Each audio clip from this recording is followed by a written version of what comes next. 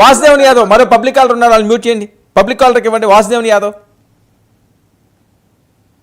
వాసుదేవన్ గారు, యాదవ్ గారు నమస్కారం అండి. నమస్తే అండి, మాట్లాడండి.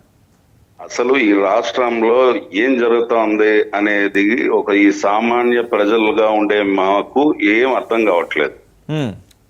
వాస్తవానికి ప్రభుత్వం అనేది ప్రజాపాలన మీద దృష్టి పెట్టాలే కానీ కక్షపూరితమైన వాతావరణాన్ని సృష్టించడము, ఒక యుద్ధ వాతావరణాన్ని ఆంధ్రప్రదేశ్ లో సృష్టించడం అనేది తప్పు.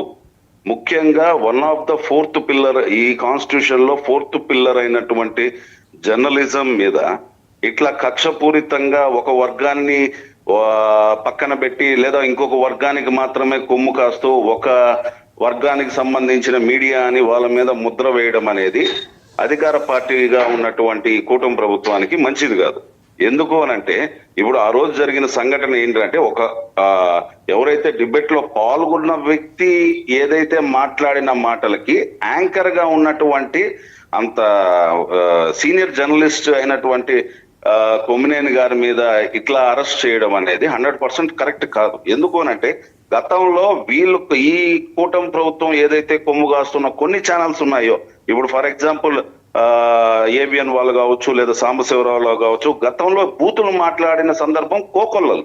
చాలా సందర్భాల్లో సాంబశివరావు గారు కానీ లేదా ఇంకా రవి గారు కానీ వీళ్ళందరూ కూడా చాలా సందర్భాల్లో అన్పార్లమెంటరీ వర్డ్స్ అది కూడా లైవ్ లో మాట్లాడిన సందర్భాలు చాలా ఉన్నాయి.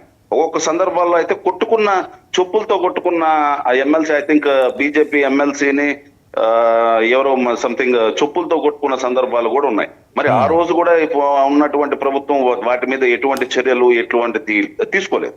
కానీ ఇప్పుడు తీసుకుంటున్నారు అని అంటే నిజంగానే ఇది ఒక కక్షపూరితంగా ఈ ప్రభుత్వం ఇట్లా బిహేవ్ చేస్తున్నది అనేది సామాన్య ప్రజలుగా మా అందరికి అనిపిస్తుంది.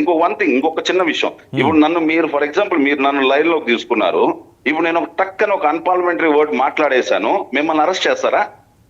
అంటే ఇంకా ఈ డిబేట్లు అనేది జరగకూడదు అనేది ఈ ప్రభుత్వం ఆలోచనలో ఉంది. ఇప్పుడు మీరు నన్ను లైన్ లోకి తీసుకున్నారండి, నేనేం మాట్లాడుతున్నాను అనేది మీకు తెలియదుగా, నేనేం మాట్లాడే దాని మీద మీకు పట్టు ఉండదుగా. నేను టక్కని ఇప్పుడు ఒక అన్పార్లమెంటరీ వర్డ్ మాట్లాడేశాను అనుకోండి, లైన్ లో తీసుకునేందుకు మిమ్మల్ని అరెస్ట్ చేయడం ఎంత అది అప్రజాస్వామికం ఇది. ఓకే, ఇంకోటి వాసుదేవ గారు ఎస్సీ ఎస్టీ కేసు పెట్టారు, ఎంత విచిత్రం చూడండి. అసలు ఎస్సీ ఎస్టీ కేసు ఎట్లా వస్తుందండి? ఎస్సీ ఎస్టీ కేసులు ఇంకా మర్డర్ కేసు పెట్టలే. మర్డర్ కేసు, రేప్ కేసు కూడా పెడతారు. ఎవరో కాలర్ మాట్లాడారు, నాకు తెలియట్లేదు.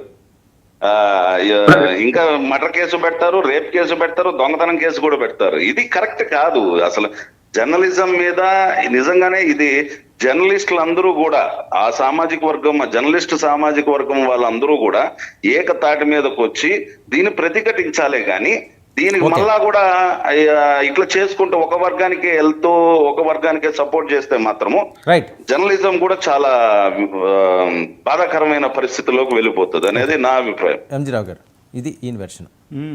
నేను చెప్తున్నా కదండి. ఇప్పుడు